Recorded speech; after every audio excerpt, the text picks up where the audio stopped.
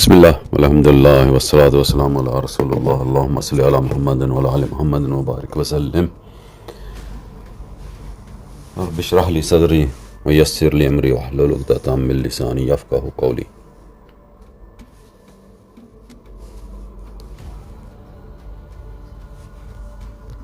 ناظرین اکرام، اس کرۂ ارض پر اہل ایمان کے نزدیک دو شہر بہت ہی مقدس اور محبوب خیال کیے جاتے ہیں، یعنی حرمین شریفین، ایک عبادت الہی کا قبلہ اور دوسرا محبت رسول صلی اللہ علیہ وآلہ وسلم کا قبلہ۔ دنیا میں شاید کوئی ہی ایسا مسلمان ہوگا جس کے دل میں رسول اللہ صلی اللہ علیہ وآلہ وسلم کے در پر حاضری دینے کی چاہت اور تڑپ نہ ہوگی، محبت نہ ہوگی، کیونکہ یہ محبت کا قبلہ ہے، یعنی شہر محبت۔ مدینہ الرسول صلی اللہ علیہ وآلہ وسلم صرف ایک شہر ہی نہیں بلکہ دل کا سکون ہے۔ یہ ایک ایسی جگہ ہے جہاں ہر سانس برکت والی لگتی ہے اور ہر اٹھنے والا قدم اطمینان قلب کی طرف لے جاتا ہے۔ اس مقدس شہر کی یاد ایک خوشبو بن جاتی ہے، ایک ایسی خوشبو جو عقیدت، سکون اور محبت کی عکاسی کرتی ہے، اور یہاں آنے والا ہر انسان یہ چاہتا ہے کہ وہ مدینہ شریف کی خوشبو اپنے ساتھ لے جائے۔ یہ وہ مقدس شہر ہے جسے نبی کریم صلی اللہ علیہ وآلہ وسلم نے اپنا محبوب وطن قرار دیا۔ یہ وہ سرزمین ہے جہاں رسول اللہ صلی اللہ علیہ وآلہ وسلم نے ہجرت فرمائی اور اسلام کو عروج ملا۔ یہ ایمان کی پناہ گاہ ہے۔ بخاری شریف کی حدیث مبارکہ ہے کہ نبی کریم صلی اللہ علیہ وسلم نے فرمایا کہ ایمان مدینہ کی طرف اس طرح لوٹ آئے گا جیسے سانپ اپنے بل کی طرف لوٹتا ہے۔ اللہ تعالیٰ کے اذن سے جب آپ نے ہجرت فرمائی تو آپ نے مدینہ شریف میں مسجد نبوی کی تعمیر کی، جس کی ایک جانب امہات المومنین کے لیے حجرے تعمیر کیے گئے۔ ابتدا میں صرف دو حجرے حضرت سودا رضی اللہ تعالیٰ عنہ اور حضرت عائشہ رضی اللہ تعالیٰ عنہ کے لیے تعمیر کیے گئے۔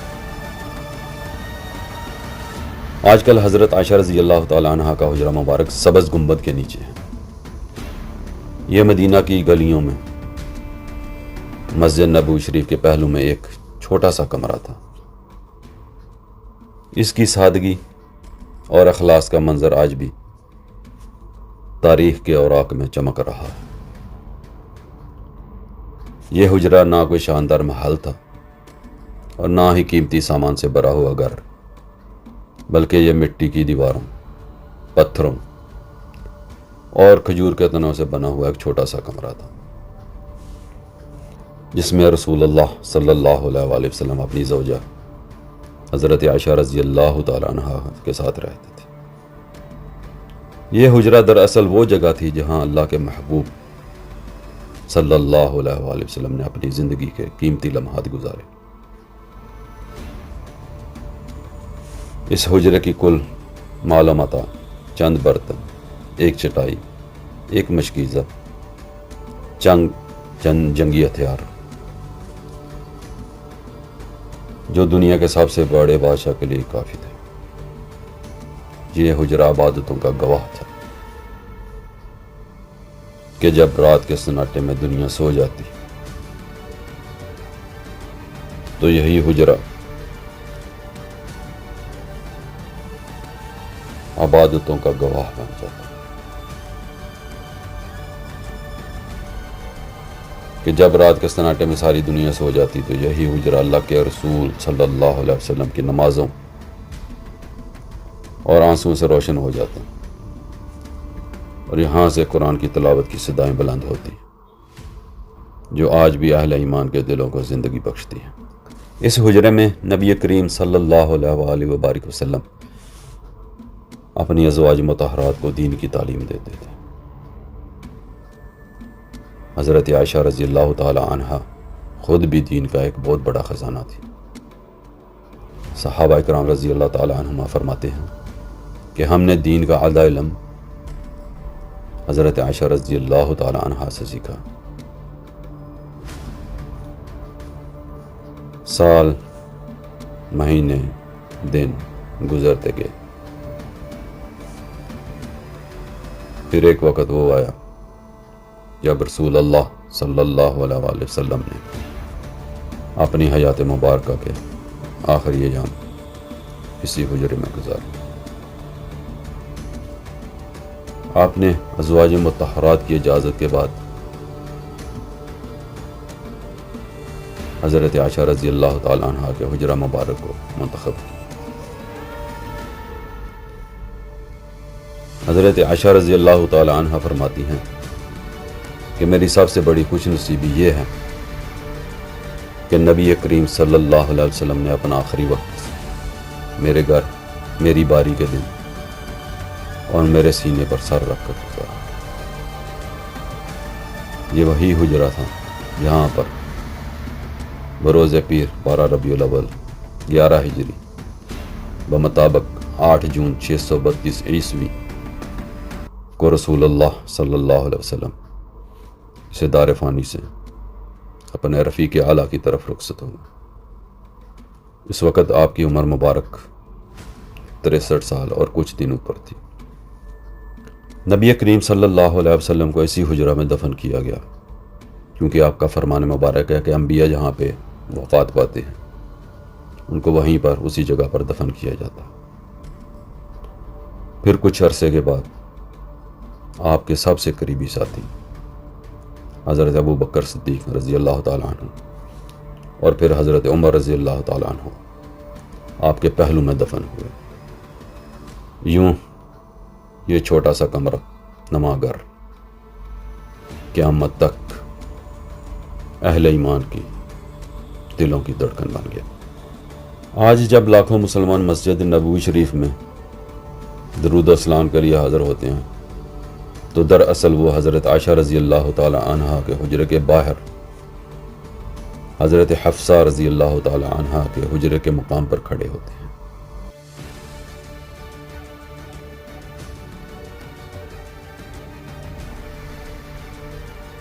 یہ حجرہ ظاہری طور پر دنیاوی آنکھوں کو شاید چھوٹا لگے، لیکن در حقیقت یہ ایمان، محبت اور رحمت الہی کی سب سے بڑی نشانی ہے۔ یہ ہے حجرہ سید عائشہ رضی اللہ تعالی عنہ، جہاں سے امت کو دین کی روشنی ملی، جہاں سے رسول اللہ صلی اللہ علیہ وآلہ وسلم کی امت کو محبت کا پیغام ملا، جہاں سے آقا دو جہان اور ہمارے پیارے نبی صلی اللہ علیہ وسلم نے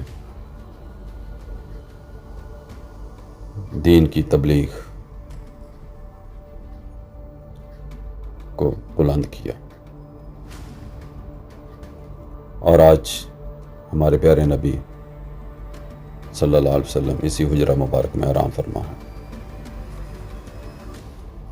آج جب زائرین مسجد نبوی شریف میں آتے ہیں تو سب سے زیادہ دل اسی سمت کھنچتا ہے جہاں رحمت دو عالم صلی اللہ علیہ وآلہ وسلم آرام فرما ہے۔ اور جب زائرین درود و سلام عرض کرتے ہیں الصلاۃ والسلام علیک یا رسول اللہ، تو دل کی گہرائیوں سے ایک نورانی جواب محسوس ہوتا ہے۔ اگر آپ مدینہ شریف جائیں تو حجرہ مبارک کے سامنے کھڑے ہو کر دل سے محسوس کریں کہ آپ دنیا کے سب سے مقدس اور اعلیٰ مقام پر کھڑے ہیں، جہاں سے رحمت کا دریا آپ پر اور پوری امت پر بہہ رہا ہے۔ تو آئیے دنیا کا سب سے حسین اور پر نور نظارہ دیکھتے ہوئے درود شریف پڑھتے ہیں۔ اللہم صلی علی محمد وعلی آل محمد کما صلیت علی ابراہیم وعلی آل ابراہیم انک حمید مجید۔ اللہم بارک علی محمد وعلی آل محمد کما بارکت علی ابراہیم وعلی آل ابراہیم انک حمید مجید فی العالمین۔ درود شریف کے فضائل پر تو بے شک سارا دن بولتے رہیں، الفاظ ختم ہو جائیں گے، فضائل ختم نہیں ہوں گے۔ درود شریف پڑھنے سے کوئی دعا رد نہیں ہوتی۔ یاد رکھیں، جو ہمارے لیے بہترین ہوتا ہے وہ خود بخود مل جاتا، راستے کی رکاوٹیں دور ہو جاتی، دلوں کو سکون مل جاتا، درجات بلند ہو جاتے ہیں، گناہ مٹ جاتے ہیں، اور رزق میں اور عمر میں برکت آ جاتی ہے، گھروں کی رونقیں بحال ہو جاتی ہیں، اور دنیاوی آزمائشیں آسان ہو جاتی ہیں۔ اللہ تعالیٰ سے دعا ہے کہ ہم سب کے غم، دکھ، درد، مصیبتیں، بے بسی اور محتاجی دور فرمائے، اور ہمارے والدین کی اور تمام مومنین مومنات، مسلمین مسلمات جو اس دنیا سے جا چکے ہیں، سب کی بخشش و مغفرت فرمائے۔ آمین برحمتک یا ارحم الراحمین۔ صلی اللہ علی نبینا محمد وعلی آل محمد وبارک وسلم فی الاولین فی الآخرین وفی الملأ الاعلی الی یوم الدین۔ السلام علیکم ورحمۃ اللہ وبرکاتہ۔ ناظرین، اگر آپ کو ہماری یہ ویڈیو اچھی لگی ہو تو ہمارے اس چینل سفیر حرمین کو سبسکرائب کیجیے، لائک کیجیے اور دوستوں سے شیئر کیجیے۔ وجزاکم اللہ خیر۔ السلام علیکم ورحمۃ اللہ وبرکاتہ۔